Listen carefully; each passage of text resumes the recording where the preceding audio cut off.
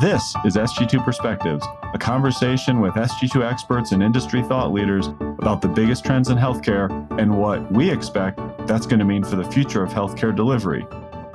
This really hinges around meeting patients where they are. If you think about our older population, they are not a monolith. If you want to be successful in reducing unnecessary emergency department volume, preventing inpatient utilization, and continuing to carve out capacity within your care continuum so that you're really able to optimize operations, you need to be thinking strategically about how you're managing these unique needs of this patient cohort. Welcome to SG2 Perspectives. I'm your host for today's episode, Jayme Zage. I am excited to have one of my other co-hosts, Tori Richie, and another one of my colleagues, Tony Guth, join me today to talk about the aging population. And more importantly, what we're starting to formulate in terms of the strategies that we need to use to manage the aging population. Let's talk about the aging population yet again. What's different about it? What's new about it? We've been talking about the aging population for years. I've been with SG2 for a decade, and this is a conversation that was taking place when I joined the organization in 2014. We're really seeing this acceleration of baby boomers age into Medicare, and that is the jumping off point for this topic. And this is a good example of why it's important to test preconceived notions, because I had in my mind, well, baby boomers will continue to age into Medicare through 2030. At that point, we're probably going to start seeing a softening of this aging population. This bolus of the population is going to hit 65. We know that life expectancy is 76. So from there, we're going to start to see a softening. In conversation with Tony, we quickly found that's just untrue. Tony, I think you pointed to some data from the Congressional Budget Office that indicates, based on latest projections, that we're not going to start seeing a softening of the population, and particularly that aging cohort, until 2080. It's further out than we hypothesized or what we guessed at, because we read headlines from other countries that the population has peaked or will peak very soon. The United States seems to be a little different, and that 2080 peak takes into account not just the aging of the population, but immigration as well. So it's a good guess, but it's further out than we anticipated, which means that it has some different implications for our health system than maybe one might imagine if you would think that we're following other countries' trends.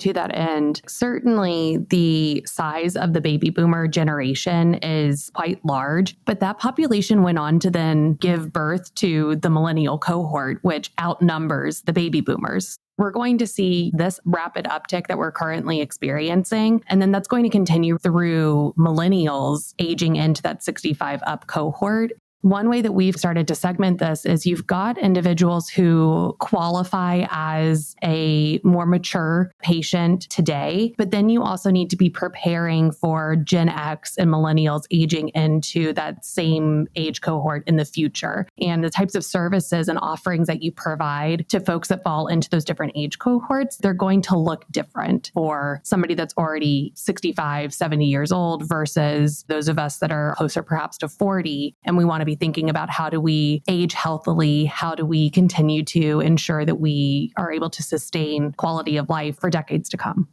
So you mentioned segmentation. When you think about the aging population, it's a huge group, even if we just look at those approaching over 65 by 2030. How do we need to start looking at this population differently, knowing that it is not a monolith? I think we need to segment this population the way we segment a lot of different populations. The most important thing we can do as a healthcare system is to look at our patients as more unique groups. Ideally, we're looking at each patient individually. That gets into precision medicine and the importance of looking at the end of one, truly take care of our patient. But if we're talking about strategy, we do need to not look at a monolith of patients. We need to look at meaningful segments. Diving into the senior population and doing that specifically for that population is important too, because a senior is not going to be like the next senior next to him and the next senior next to her. What we've done and what we're going to continue to do this year is try and identify the strategies that health systems can pursue to meaningfully take care of these different seniors. And we've kind of narrowed it down to 3 simple variables to help us do that. You could probably predict them. One is how healthy they are. Think about how many comorbidities they have, their general health. The second variable is how wealthy they are, not to put too fine a point on it, but how many resources do they have available at their disposal to access the care that they need? And then how old they are, just the sheer years of age. Those three variables help us understand how to approach each patient in this demographic in a more meaningful way so that we can make sure that they receive the right care at the right time and live life to the fullest and have as vibrant of a life as possible. Tell me a little bit more about how these segments use services today, Tori.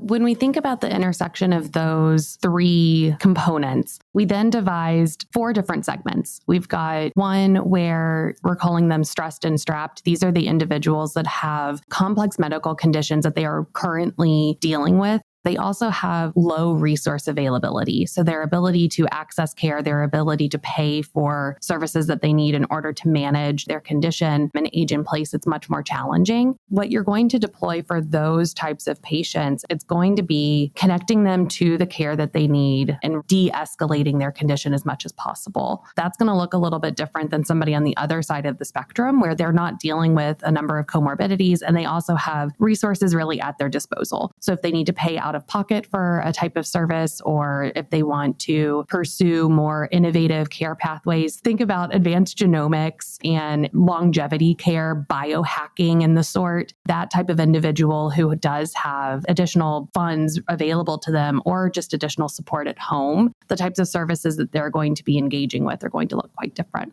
The key point is we need to develop solutions for the stressed and strapped population in a way that's different than the well and wealthy, right? The stressed and strapped having more of a workforce heavy kind of approach. Maybe this is a population that's not exactly going to be utilizing AI or new tech or robotic caregivers. Maybe well and wealthy is these folks are going to be paying out of pocket to try and live long, vibrant lives. Think this biohacking. I'm sure the people who have the money are paying attention to, isn't there that billionaire out there who's trying to live forever?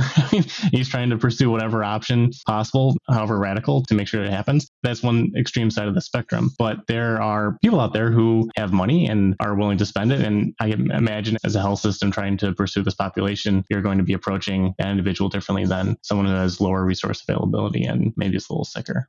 You've started to allude to some of the strategies in how to manage that, but what are some of the details around those that you think our health system providers really need to consider as they look at this aging population for themselves?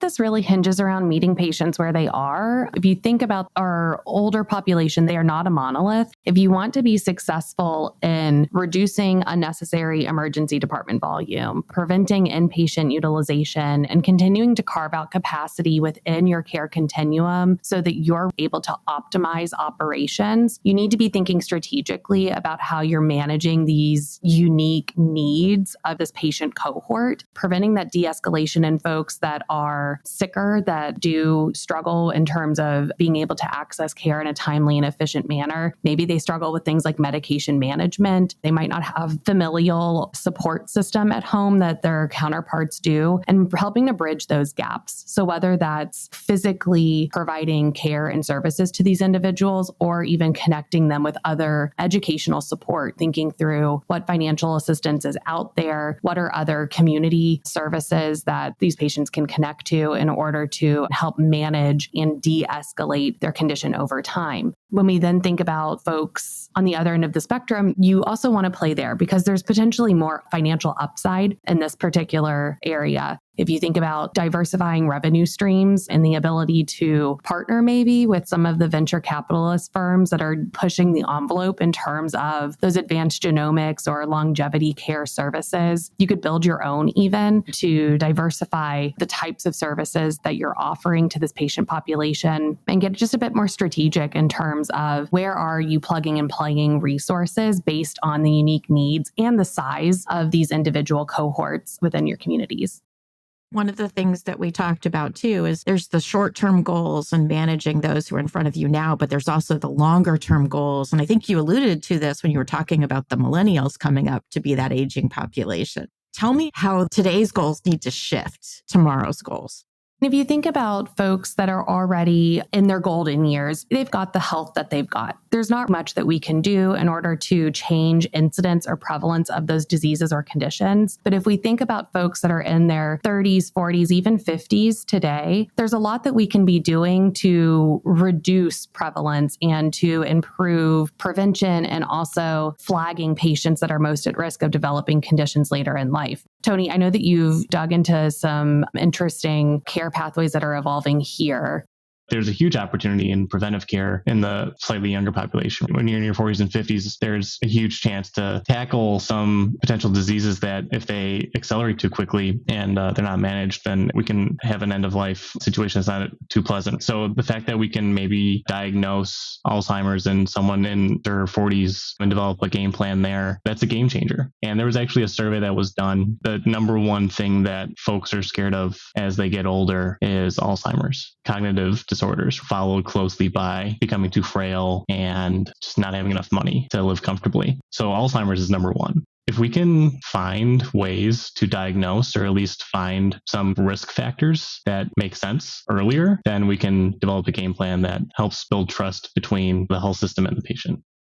Trust is such an important aspect of this shift in mindset. If we think about how trust varies substantially across different patient cohorts and different patient segmentations, there's a lot of work that we need to do to improve trust and gain buy-in from folks that perhaps fall lower on the spectrum of having that resource availability. That typically tends to be the patient cohort where we really struggle with instilling a sense of trust in the system, and that leads to adverse outcomes over time. Again, you're thinking strategically about how to engage these unique subsegments. Having that at the front of your mind for folks that perhaps have lower resource availability is going to be important. And I'll triple down on that. The trust is important, especially for the folks who have fewer resources and are sicker. We have to meet them where they are, and where they are, they're home. As health systems, we have to go in their homes to deliver care, to diagnose, and to treat. And if the trust isn't there, then it's just not going to work. Earlier, Tony, you alluded to the fact that we've got a lot of additional research that we're embarking on in this space this year. Can you give our listeners a highlight of what's to come in one or two quick ones? We think we're going to talk about the aging population and the effect of the senior care during our exec summit this year in the summer. We're trying to do a number of different things. We're trying to create some dividing points in that framework. Where do you draw the line between someone who's got a lot of resources and someone who has few resources? What's the dividing line between someone who's sick and someone who's not? Creating some sense of scale with respect to how many do we have in our stressed and strapped population? How many do we have in our well and wealthy population? That should give us some understanding as to how we should do our capital planning work. How do we develop projects and how do we prioritize projects based on what kind of population we have in our market? Just quantifying these meaningful segments is going to be really helpful. We're going to do it nationally, but what's more meaningful is developing the framework and giving guidance to our members at SG2 to be able to do that more locally, because every market's going to look different. Hope I'm not overpromising anything, Tori, but we're still trying to figure out what we're going to share with the audience in the summer. It's going to be a conversation around how do we approach these different segments in a meaningful way. Another area of interest for me is thinking about what strategically does this mean from a care continuum perspective. If we think about the number of healthcare needs that this aging cohort requires, and if we are increasingly seeing the population consolidate around this older median age, then what does that mean in terms of site of care capacity? How does this then translate into facility planning work that organizations are currently working through? Another aspect of this conversation is, when are we going to hit peak capacity in the sites of care that we already have available to us today? And how do we need to transform care delivery so that we don't need to build all kinds of new inpatient bed towers to meet the demands of these patients? That's not the suggestion. It's how do we go to market in a different way? How do we begin to increasingly treat patients in those ambulatory sites of care, in the community perhaps, or even at home, so that we are opening up access, we're providing more services to our communities, but it doesn't necessarily mean that we need to go out and build new campuses necessarily. That's another sizing aspect that we also need to work through. Some great insights and foreshadowing, and no promises made, Tony. Just, this is the research you're doing. They are penciled in. Yeah. Research comes before delivery. Thank you so much, Tori and Tony, for coming and talking with our audience today about how we're looking at the aging population differently at SG2. And thank you to our listeners at SG2 Perspectives. Thanks for listening. If you like this episode, please subscribe, rate, and review us, and/or follow us on Twitter and LinkedIn at SG2 Healthcare. And if you want to talk more about innovative healthcare strategies, you can always email me at sg2perspectives@sg2.com. Finally, SG2 is a Vizient company, and there are a bunch of Vizient podcasts that you might like. You can find them at Vizient /podcasts. Have a great day.